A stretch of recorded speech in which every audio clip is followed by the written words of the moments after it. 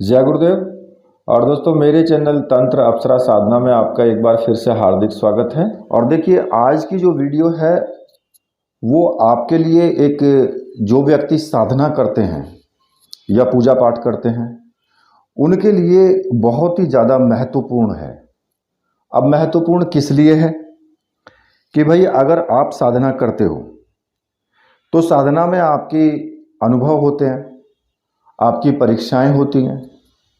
अब वो होती क्यों हैं, इसी तथ्य को इस वीडियो के अंदर मैं आपको बताऊंगा कि हमारी जो भी साधक पूजा उपासना करते हैं या कोई भी साधना करते हैं, उनकी परीक्षाएं क्यों होती हैं, क्या ऐसा कारण होता है।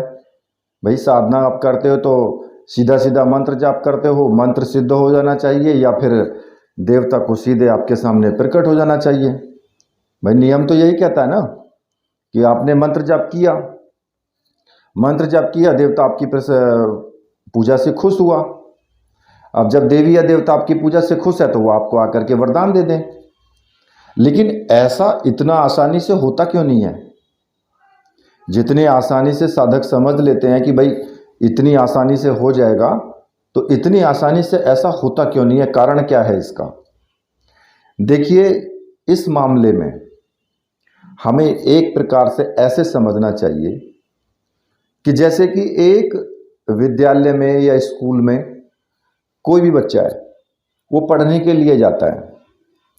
अगर वो पढ़ने के लिए जाता है तो उसे हाई स्कूल करने के बाद, यानी 10वीं क्लास पास करने के बाद उसको एक डिग्री मिल जाती है, उसको एक सर्टिफिकेट मिल जाता है कि भाई तुमने हाई स्कूल पास कर लिया। ठीक है, और वो मान्य होता है हर जगह पर, उसे कोई भी नहीं नकार सकता है। किसी भी परीक्षा में या फिर नौकरी के लिए आप तैयारी करते हैं तो उसमें भी वो मान्य होता है, और जो शुरुआत का होगा उसी की जो कॉपी होगी वही आपकी जन्म तिथि, आपका नाम, सब कुछ वही रहेगा जो पहले वाले में होता है, जो स्टार्टिंग वाले में होगा। अब अगर हम स्कूल में पढ़ने के लिए जाते हैं तो वहाँ भी हर महीने, 6 महीने में एक बार, या फिर एक साल में आपकी उसके बाद में परीक्षा होती है। और परीक्षा क्यों होती है कि भाई आपने क्या सीखा, ये देखा जाता है कि आपने जो हमने पूरे वर्ष में पढ़ाया है, आपने उसमें क्या सीखा, आप कितनी आपने मेहनत की है और कितना आप रिजल्ट आपका अच्छा है। तो उससे आपको ज्ञान प्राप्त हुआ है या नहीं हुआ है। अब ऐसे ही जो देव या देवी होती है वो साधक की परीक्षा लेते हैं, लेकिन उस परीक्षा में और ये जो साधक की परीक्षा होती है, इसमें बहुत बड़ा अंतर होता है। अब अंतर क्या होता है, अंतर ये होता है कि इसमें जो देव या देवी है वो साधक को ज़्यादा से ज़्यादा कष्ट देते हैं, और वो इसलिए कष्ट देते हैं कि भाई ये साधना को छोड़ दे और वो प्रभु की सत्ता की तरफ ना बढ़े। अब ऐसा इसलिए होता है, देखिए, कुछ साधक तो ऐसे होते हैं कि उनके अंदर साधना तो कर रहे हैं, लेकिन उनके अंदर सभी प्रकार के छल प्रपंच भरे हुए हैं, इस शरीर के अंदर ही मौजूद हैं। उनका एक उद्देश्य होता है, कोई ना कोई ऐसा उद्देश्य होता है कि नहीं, मैं इस साधना को करने के बाद अगर मेरे सामने कोई भी देवी देवता प्रकट हो जाएंगे तो मैं ऐसा वरदान मांगूंगा, या फिर मैं ये करूंगा, मैं वो करूंगा, मैं पैसा कमाऊंगा, या फिर मैं किसी व्यक्ति को मार दूंगा। किसी किसी का उद्देश्य होता है केवल साधना करना कि मैं अपने केवल शत्रु को ही मारूंगा। अब इस स्थिति में साधक के सामने बहुत परीक्षाएं आती हैं, क्योंकि उसके अंदर जब तक मैल भरा हुआ है, जब तक सारे प्रपंच भरे हुए हैं, तब तक साधना उसको सिद्ध नहीं होती है। क्यों नहीं होती है? क्योंकि साधना करने से पहले तो साधक समझ लेता है कि मुझे ये काम करना है, क्योंकि तब तक वो अंदर से निर्मल नहीं हो पाता। और जैसे जैसे वो साधना करता है, उसके अंदर के जो विकार हैं वो विकार उसके समाप्त होने लगते हैं, उन विकारों में परिवर्तन आने लगता है।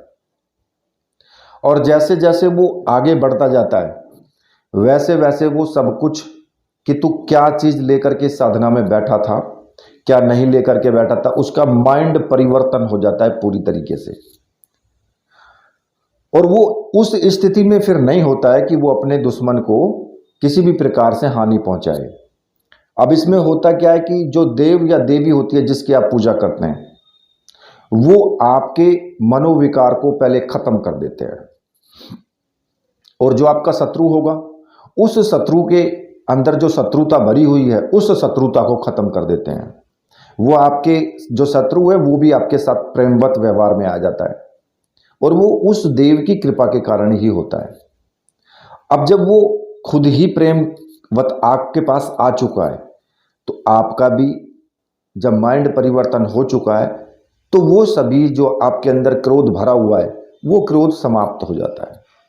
लास्ट में फिर आप सोचते हैं कि भाई नहीं, अब कुछ नहीं करना है, अब तो सिर्फ देवी देवता के दर्शन ही करने हैं और लोगों का भला करना है। जब वो स्थिति आ जाती है और व्यक्ति सोचने समझने की उसके अंदर इतनी क्षमता आ जाती है कि क्या बुरा होता है, क्या अच्छा होता है, मुझे ये काम करना चाहिए, मुझे ये काम नहीं करना चाहिए, या मुझे अपनी सिद्धियां गुप्त रखनी चाहिए, या मुझे उनका जनमानस में प्रचार करना चाहिए। तो जब उसके अंदर ऐसी प्रवृत्ति आ जाती है कि वो अपनी शक्तियों को गुप्त रखेगा, बिल्कुल उसको पता ही नहीं लगेगा दूसरे को कि इसके पास कोई सिद्धि भी है, और सिर्फ वो भला करने की सोचेगा, तब देव उसके सामने प्रकट होते हैं, तब उनको साधना में सफलता प्राप्त होती है।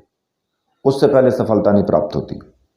अब दूसरा कि ऐसे बीच बीच में जो आपकी परीक्षाएं होती हैं, वो परीक्षाएं कैसी कैसी होती हैं, या ऐसा इस होता किस लिए है?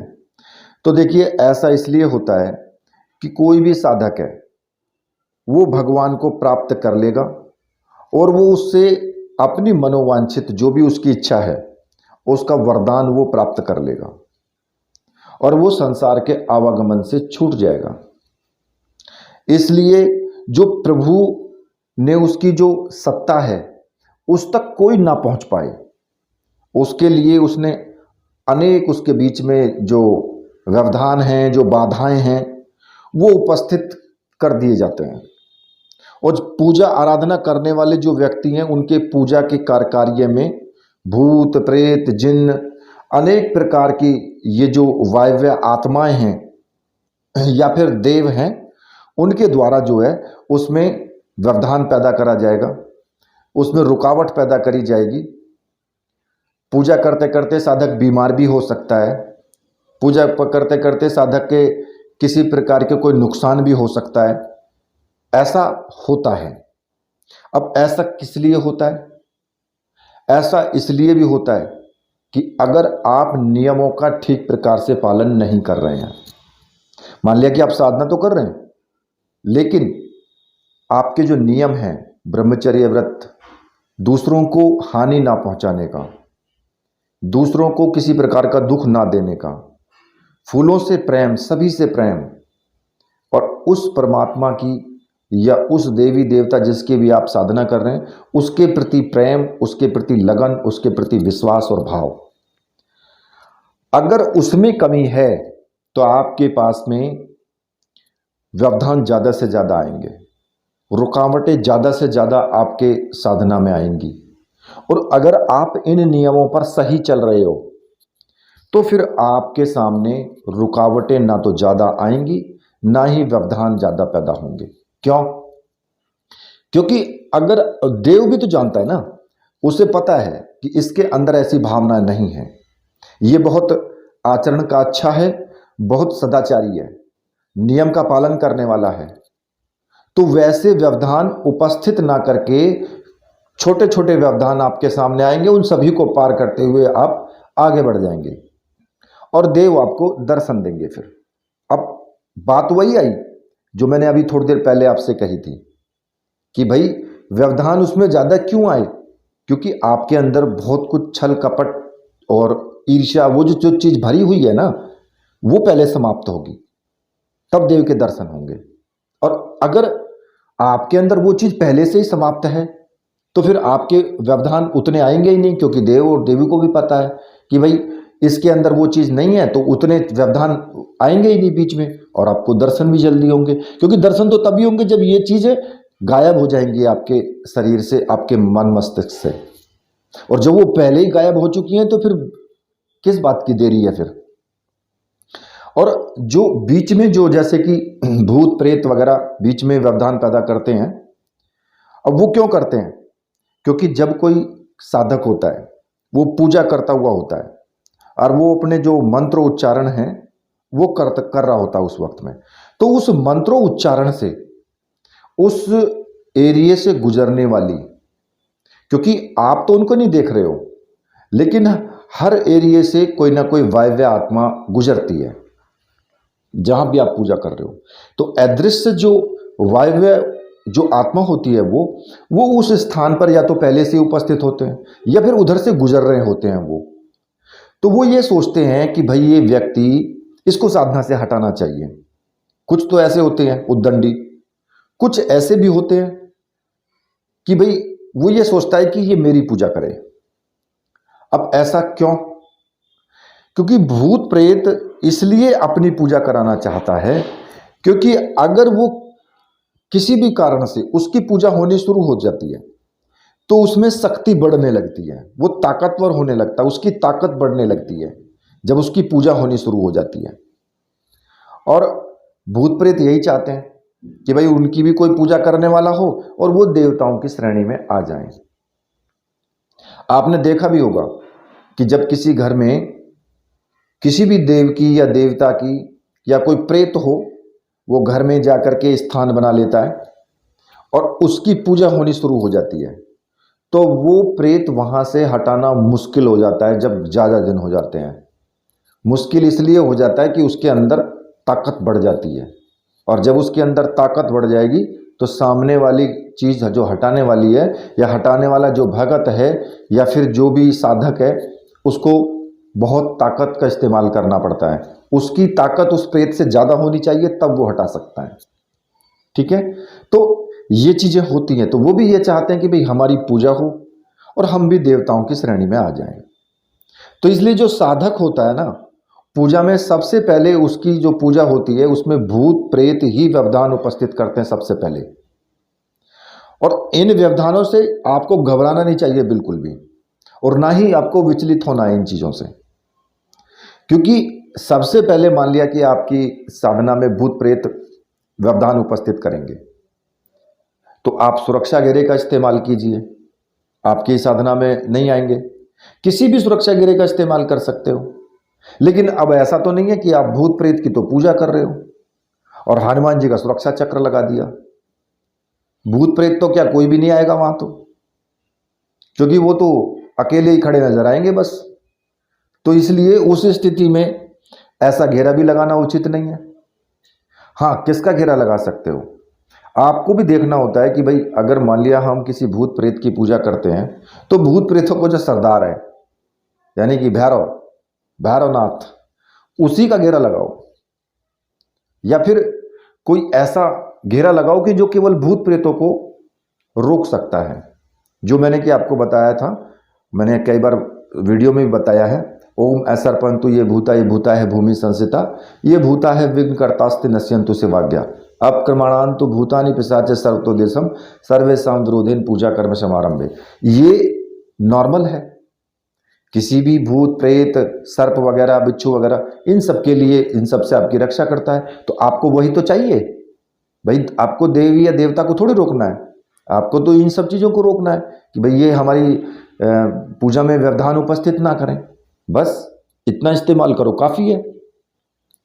तो जब साधक इन सभी चीज़ों से जूझता रहता है, आपने देखा भी होगा बहुत से टीवी सीरियल में भी दिखाते हैं, पहले तो भाई कोई साधक पूजा करता है तो वहाँ वर्षा चालू हो जाती है, तूफान आने लगता है, तरह तरह के डरावने दृश्य आने लगते हैं, और लास्ट में जाकर के फिर जो है, जो देवी है या देवता है, वो सामने फिर प्रकट होता है, कहता है कि भाई ठीक है, मैं तुम्हारी पूजा से प्रसन्न हूं, मांगो क्या आपको चाहिए। तो ऐसा ही होता है। तो इन व्यवधान जो आपके बीच में, जो साधक इन व्यवधानों से डरते हैं, घबराते हैं, जो बीच में रुकावटें आती हैं, विघ्न आते हैं, अगर आप उनसे डरते हो, घबराते हो, तो आप साधना में सक्सेसफुल नहीं हो सकते। आप साधना को सिद्ध नहीं कर सकते। साधना को सिद्ध वही कर सकता है जो इन चीज़ों से घबराएगा नहीं कि जो होना है आप कर लो, मैं तो आपकी पूजा करके रहूँगा बस। उसमें क्या होगा कि अगर आप सही से पालन नहीं कर रहे हो नियमों का, तो आप बीमार भी पड़ सकते हो, किसी भी प्रकार की चोट आपको लग सकती है, जिससे कि आप साधना को बीच में, आपकी साधना खंडित हो जाएगी, छूट जाएगी वो। अगर आप नियम का पालन कर रहे हैं तो फिर ये सब समस्याएं आपके सामने उपस्थित बिल्कुल भी नहीं होंगी। ये आप 100% सत्य है ये, ठीक है ना। और जब साधक इन सभी समस्याओं को, व्यवधानों को पार करता हुआ, जूझता हुआ अपने आप को सभी सीमाओं से पार कर लेता है वो, यानी कि, तो देव भी फिर लास्ट में ये सोचने लगता है, उस पर विवश हो जाता है वो सोचने के लिए कि भाई ये मेरा पक्का भक्त है, पक्का मेरा अनुयायी है, पक्का मेरा एक शिष्य है। और वो एक दिन ऐसा आता है कि जब वो साधक के सामने उसको उपस्थित होना ही पड़ता है, विवश होकर के आता है वो। चाहे आप वैदिक साधना करो, चाहे आप साबर साधना करो, कोई सी भी करो, लेकिन देव विवश होकर के ही आते हैं। वो जल्दी से आपको नहीं आकर के कोई किसी भी प्रकार से आपको दर्शन देना चाहते हैं, ना ही ये चाहते हैं कि आपको वरदान दें। तो इसलिए इन सभी चीज़ों को पार करता हुआ जो साधक आगे निकल जाता है, उसी को देवी या देवता के साक्षात दर्शन होते हैं। चाहे वो अप्सरा साधना हो, चाहे वो यक्षिणी हो, या फिर योगिनी हो, या फिर और सभी चीज़ों। हाँ, इतना जरूर है, किसी में कम व्यवधान आते हैं किसी के सामने। अब वही बात आती है कि भाई एक साधक को अलग अलग अनुभव क्यों होते हैं, सभी को एक जैसे नहीं होते, क्योंकि हर साधक का शरीर अलग अलग है, हर साधक की मनोवृत्ति अलग अलग है। किसी के अंदर क्रोध ज़्यादा है तो कोई बेचारा बहुत शांत है, किसी के अंदर आचरण दुर्गुण भरे भरे भरे पड़े हैं, और किसी के अंदर बिल्कुल भी आज दुर्गुण नहीं है, वो बहुत सीधा सरल है। ऐसे व्यक्ति को जो है बहुत जल्दी दर्शन होते हैं, बहुत जल्दी उसकी साधना सिद्ध होती है। तो ऐसा इसीलिए तो होता है, जो मैंने अभी पिछले वीडियो में आपको पूरा समझाया है, यही कारण है। तो इसलिए अपने आप को बदलिए, अपने आप को इन सब चीज़ों से हटाइए, तभी आप साधनाएं कर सकते हैं, तभी उनमें आप सक्सेसफुल हो सकते हैं। ठीक है, ये वीडियो बनाने का मेरा यही मकसद है, जिससे कि आपको ज्ञान मिले। जो ज्ञान लेने वाले हैं वो ज्ञान लेते हैं और उस पर अमल भी करते हैं। जो ज्ञान नहीं लेने वाले हैं, जिनको सिर्फ उल्टा सीधा ही बोलना है, वो इसको वीडियो को देखेंगे भी, उल्टा सीधा लिखेंगे भी। खैर, जो लिखना है जिसको लिखता रहेगा। कही ना कि कबीरदास की झोंपड़ी थी, उसके बराबर में कसाई रहते थे, और वो बकरी का मुर्गे का सबको कलम करते थे, वहाँ मांस बेचते थे वो। तो कबीर जी ने दोहा कहा था कि कबीरा तेरी झोंपड़ी गलकट्टों के पास।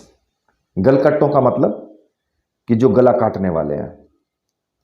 कबीरा तेरी झोंपड़ी गलकट्टों के पास, अरे जो जैसा करेगा वैसा भरेगा, तू क्यों हुआ उदास। तो भाई सीधी सी बात है, जो जैसा बोलेगा वैसा ही उसको फल मिलेगा, जो जैसा समझेगा वैसा ही उसको फल मिलेगा।